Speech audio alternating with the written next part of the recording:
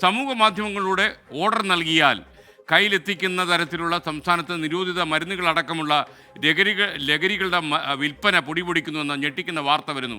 നമ്മൾ സാധാരണ നമ്മൾ ഇത്തരം വെബ്സൈറ്റുകൾ വഴി ഓർഡർ ചെയ്താൽ ചില ഉൽപ്പന്നങ്ങൾ വീട്ടിലെത്തുന്നത് പോലെ ലഹരി മരുന്നുകളും നിരോധിക്കപ്പെട്ട മരുന്നുകളും വീട്ടിലെത്തുന്നു എന്ന സാഹചര്യം നിലനിൽക്കുന്നു എന്നാണ് നമ്മൾ മനസ്സിലാക്കുന്നത്. ഞെട്ടിക്കുന്ന കണക്ക് എന്താണെന്ന് ചോദിച്ചാൽ ലഹരി മാഫിയയുടെ ഓൺലൈൻ കെണിയിൽപ്പെടുന്നവരിൽ ഭൂരിഭാഗവും വിദ്യാർത്ഥികളാണ് എന്നതാണ്. നമ്മുടെ യങ്സ്റ്റേഴ്സാണ് ഈ ചതിയിൽപ്പെട്ടു പോകുന്നത്. എക്സൈസ് വകുപ്പ് കാര്യക്ഷമമായി പ്രവർത്തിച്ച് ഇവരെ അമർച്ച ചെയ്യാൻ ശ്രമിക്കുമ്പോഴും ഓൺലൈൻ ലഹരി സംഘങ്ങളെ പൂട്ടാൻ കഴിയുന്നില്ല എന്നത് വലിയ ധർമ്മസങ്കടമാകുന്നു. അവധിക്കാലം കഴിഞ്ഞ ജൂൺ 3-ന് സ്കൂളും കോളേജും തുറക്കുകയാണ്. അതുകൂടി ലക്ഷ്യം വെച്ചാകാം ലഹരി മാഫിയകൾ വിദ്യാർത്ഥികളെ വട്ടമിട്ട് പറക്കുന്നത്.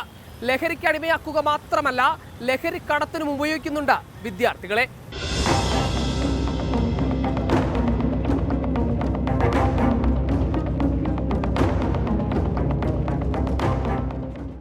രീതികൾക്ക് മാത്രമാണ് വ്യത്യാസം. വലിയ ലഹരി മാഫിയകൾ ലക്ഷ്യം വെക്കുന്നത് അത്രയും വിദ്യാർത്ഥികളെ. സമൂഹ മാധ്യമങ്ങളിലും ഓൺലൈനിലും ഓർഡർ നൽകിയാൽ കയ്യിലെത്തും നിരോധിത മരുന്നുകൾ. 1140 സ്കൂളുകളിൽ കഴിഞ്ഞ വർഷം എക്സൈസ് ലഹരി ഇടപാട് കണ്ടെത്തിയിട്ടുണ്ട്. കോളേജ് വിദ്യാർത്ഥികളിൽ ഒരു വലിയ വിഭാഗം നിരോധിത മരുന്നുകൾ ഉപയോഗിക്കുന്നുവെന്നാണ് പുറത്തുവരുന്ന കണക്ക്. 31.8% കോളേജ് വിദ്യാർത്ഥികളും ലഹരിക്ക് അടിമകളാണ്. 325 കുട്ടികളുടെ ലഹരി ഉപയോഗം സ്കൂളിൽ നിന്ന് മാത്രം കണ്ടെത്തിയിട്ടുണ്ട്. പക്ഷേ അതിലേറിയ പങ്കും എക്സൈസോ പോലീസോ അറിഞ്ഞിട്ടില്ലെന്നതാണ് യാഥാർത്ഥ്യം. സൂചിപ്പിച്ച കണക്കുകൾ കഴിഞ്ഞ വർഷത്തെയാണ്. മുൻ വർഷത്തേക്കാൾ നേരിയ തോതിലെ വർധനയുണ്ടതിൽ. ഓൺലൈനിലടക്കം ലഹരി വിൽപ്പന സുഗമമാകുമ്പോൾ ഉപയോഗം സുലഭമാകും. ലഹരിക്കിരയാക്കുക മാത്രമല്ല ഈ മാഫിയകൾ ചെയ്യുന്നത്. അറിഞ്ഞോ അറിയാതെയോ ആ സംഘത്തിലെ കണ്ണിയാക്കി മാറ്റും ഈ സാമൂഹ്യ വിരുദ്ധർ. വിദ്യാർത്ഥികൾ സഹപാഠികൾക്ക് ലഹരി മരുന്നുകൾ വിൽക്കുന്നതാണ് മറ്റൊരു ഭീഷണി. ലിംഗഭേദമില്ലാതെ എല്ലാവരും ലഹരി ഉപയോക്താക്കൾ.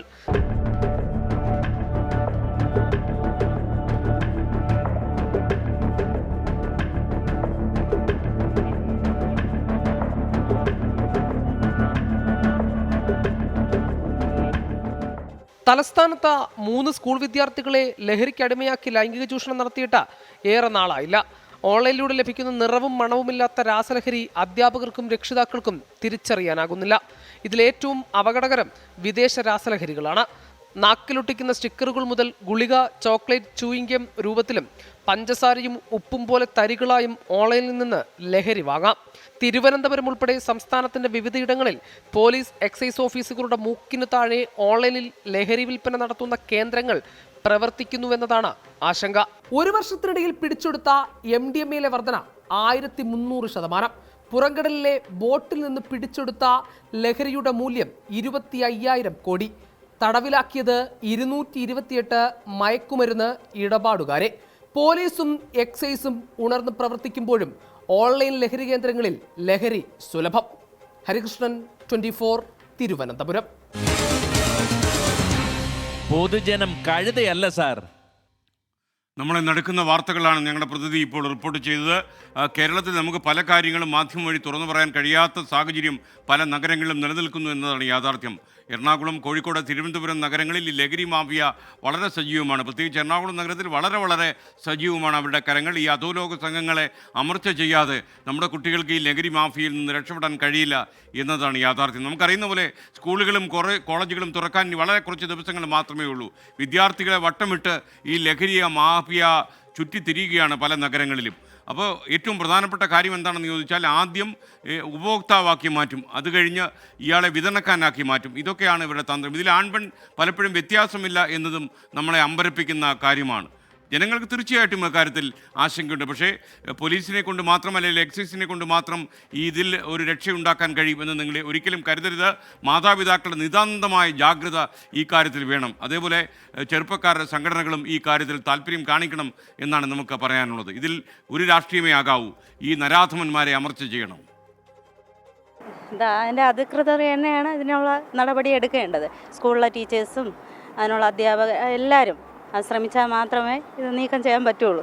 കുട്ടികളിൽ നിന്ന് അവർക്കും ബോധവൽക്കരണം കൊടുക്കണം, വീട്ടിൽ നിന്ന് തുടങ്ങണം.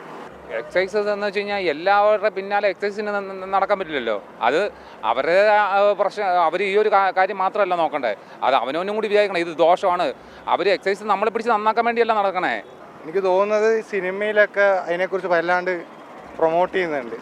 ലൈക്ക് അതൊരു ഹീറോയിസത്തിൻ്റെ ഭാഗമായിട്ട് അത് ഒരു തരത്തിൽ അവരെ ഇൻഫ്ലുവൻസ് ചെയ്യുന്നുണ്ടെന്നാണ് ഞാൻ വിശ്വസിക്കുന്നത്. സിനിമ ഒരു ഫാക്ടറായിട്ട് ഒരിക്കലും കൂട്ടാൻ പറ്റുമെന്ന് തോന്നുന്നില്ല. അതിനല്ലാത്ത രീതിയിൽ കുട്ടികളുടെ ഇപ്പോഴത്തെ ഒരു മൈൻഡ് സെറ്റ് തന്നെ മൊത്തത്തിൽ കണ്ടു വളർന്ന് ലഹരി ഉപയോഗിക്കുക അത്ര തെറ്റല്ല, അതൊരു മിസ്റ്റേക്ക് അല്ല എന്നുള്ളൊരു മൈൻഡ് സെറ്റിലോട്ട് അവർ മാറിക്കഴിഞ്ഞു, അവർ നോർമലൈസ് ചെയ്ത് പോയി കഴിഞ്ഞു. അതുകൊണ്ടുള്ളൊരു ഇത് മാത്രമേ ഉള്ളൂ.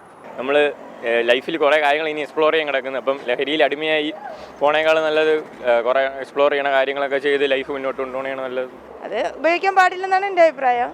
അത് സ്ട്രിക്റ്റ് ആയിട്ട് നടപടിയെടുക്കണം എന്നാണ് എൻ്റെ അഭിപ്രായം.